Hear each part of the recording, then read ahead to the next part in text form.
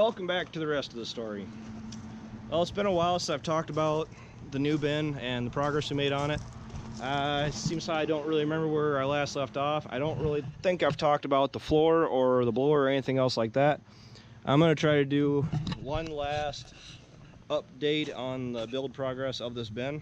It is, I'll just say it's like 99% done, or if 99% and then some done.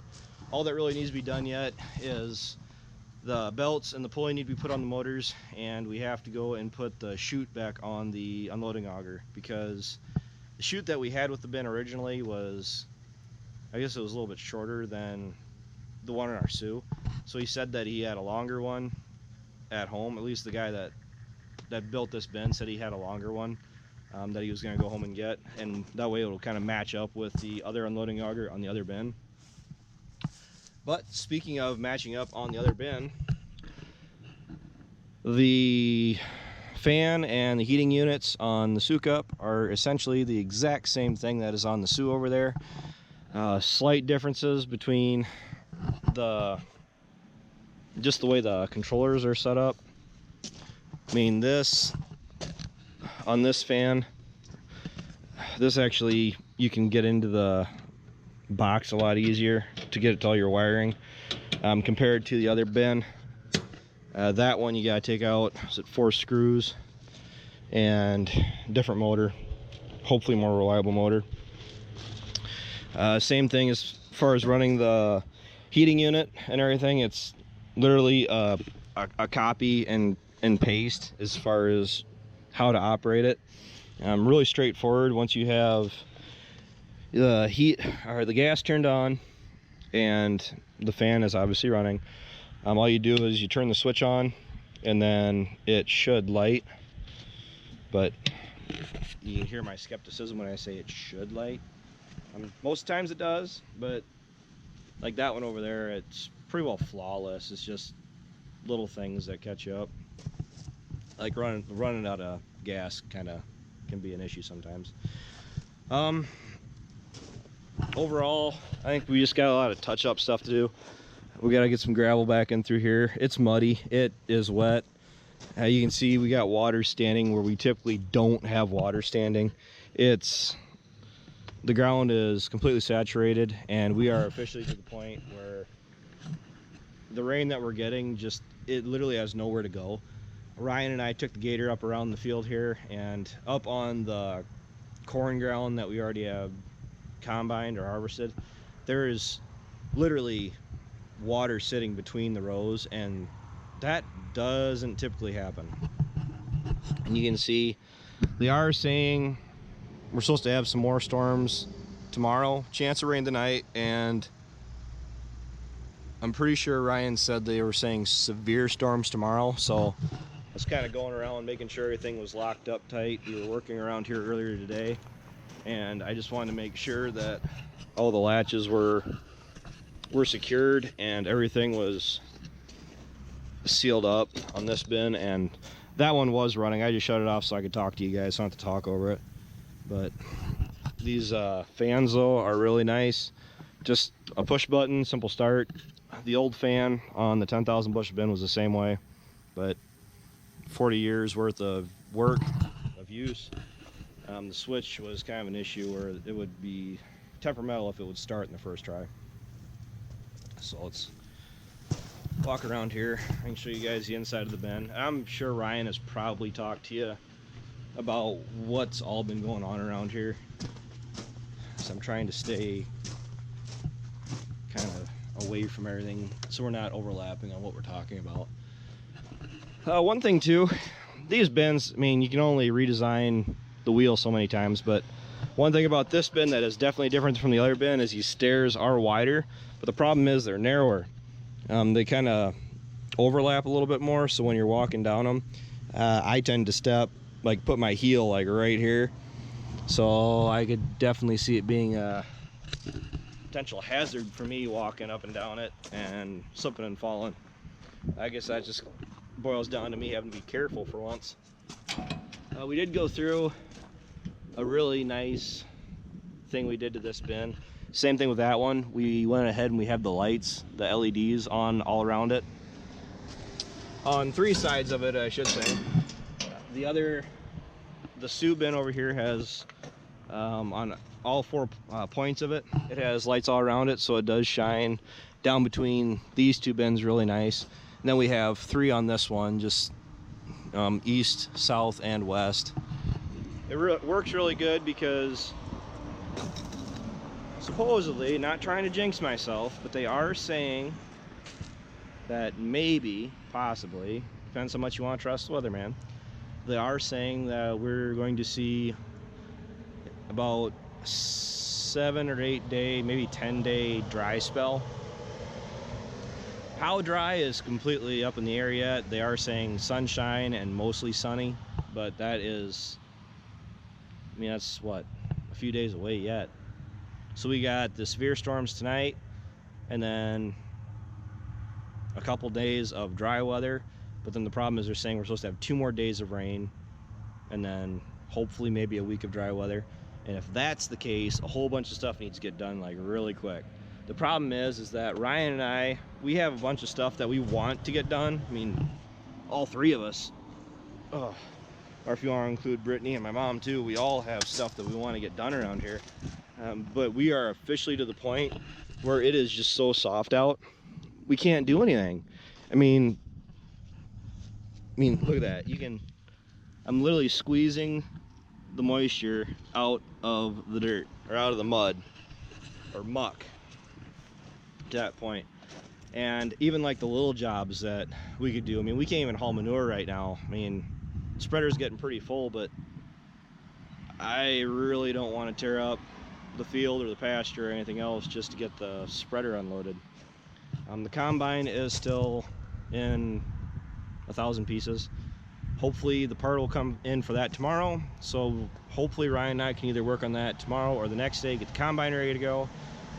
The 76 and the grain wagon are pretty much ready to go. Just gotta check the oil on that. The problem is I gotta get the grain wagon off and go down and grade my driveway a little bit, because you know everybody loves the gravel driveway that I have, but all this rain, no matter how much gravel you put down and how packed it was, it did mess up. I got a nice ditch right down the center of my field road, so I do have to go and do something with that before we can harvest down at my place again. But we have other places we could go. So, and then like I said, the 82, it's pretty well ready to go yet. It doesn't really burn much fuel, but we do have to get the air filters clean on it because of all the bees wings, just to make sure that it can still breathe. Something else that everybody's been asking about is the 4640. What about the 46? Well, the 46 hasn't been doing much here lately, and that is simply because we don't need it. The 7600 makes an awesome road runner, and I don't really want to burn the duals down on the 4640. Plus the fact that the 7600 does run about 3 miles an hour faster down the road than the 4640 does. She tops out about 23 miles an hour, and the 76 runs about 25 and a half at full speed, wide open. But the 46 is gonna have to get put on that green grain cart. We got to make sure it's got all the adapters on it and everything is set properly, because we do have a certain way how we have those hydraulics set, so that way we know which levers to run when we are running the grain cart. Because we've had instances before, it may have happened once or twice in the past, where we are running the grain cart full of grain, and instead of closing the flow gate, we grab the wrong hydraulic lever and we close the unloading auger while it's running, and that just makes a mess.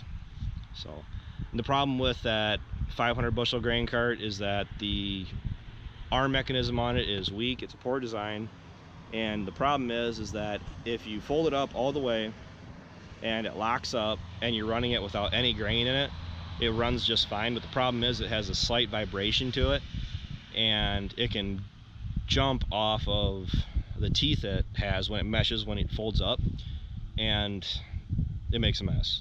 So what we've been doing for the last 2 years is just bolting it up solid and leaving it up, which works really good, and it doesn't really take much to bolt it up. It's not even something we really need to use the ratchet for. If you just hand tighten it with the bolt I put through it, it still works great.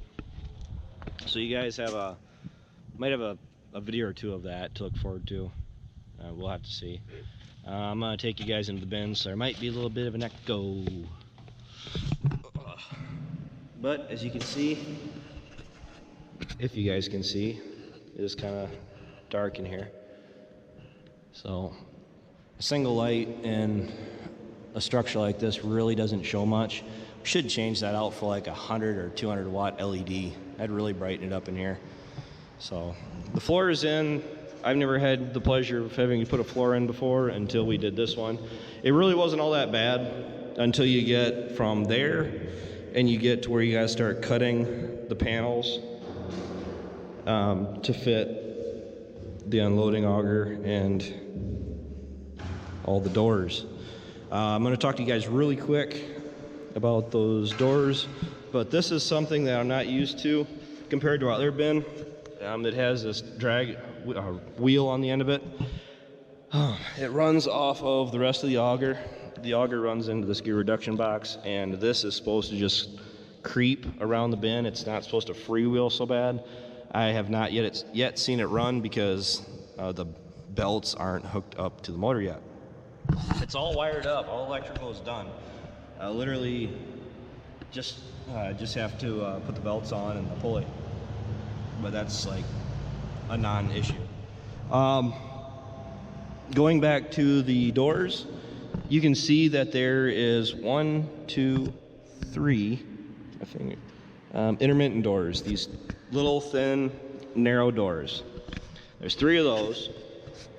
Then we have the center, the main outlet for the grain right here. This is something that I've never experienced in any other bins before, and I can go ahead and say that I haven't been in a whole lot of other bins, but there is a second primary door, I guess is what I would call it. The reason for this is it's not to help get grain out of the bin, because those 3 intermittent doors are to get any of the extra corn, the excess corn that is still from the center of the bin all the way up to the sides that haven't flowed out yet, to get it off of the sweep auger so we can engage this. Now, what this is for, and typically you shouldn't need it for corn too much. For soybeans, I could see it being a thing where if your center gate plugs and you can't get any corn out, you don't want to risk running your intermittent doors, because you open those up and you start emptying the corn out of that side, and you still have a whole bunch of corn up over here. What happens is you can destroy your bin and make your bin fail. I mean, similar to what we had on that 10,000 bushel bin. So what happened is, I didn't know they were doing this, but this is a primary, I guess I don't know the technical term, but this is essentially not quite as big as the primary door, but what it is, it allows you to get out the grain from the center of the bin, at least to the point where you're not running the risk of collapsing your bin, should I say. So, I mean, hopefully we never have to use this, but we can open it up when we're emptying the bin out. We go from that one to this one to the outer ones. And let me get back outside so the echo's starting to get to me. But yeah, one last look, guys. This is probably the cleanest it's ever going to be in here.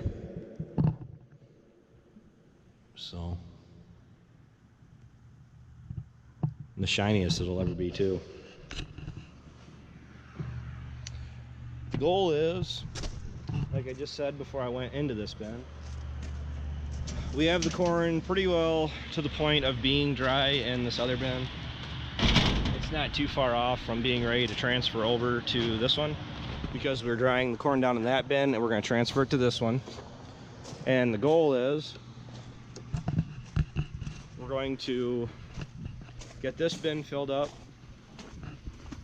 and fill this one back up full of wet corn.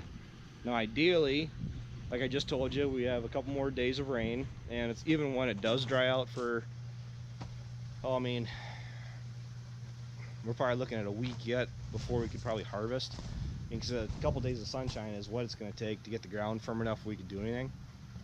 But ideally between now and then, we'll be able to transfer this corn to this bin, so that way we'll be ready to run with this one empty again.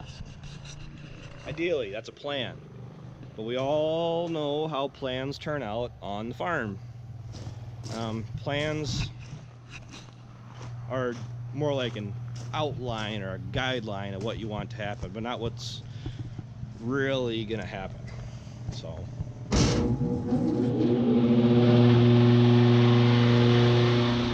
and just like that, it's running. Well, I guess I better head home, get this video uploading, because I'm running my computer, my main computer. I'm running a laptop to keep up with the video uploading. I'm pretty much running everything I have at capacity. And things could get kind of interesting around here if we get a week of decent running. So you guys can look forward to that. So until, well, probably the next time, because I imagine you guys aren't going to hear from me tomorrow. So until the weekend, take care, take it easy, keep in touch. I'll talk to you guys then.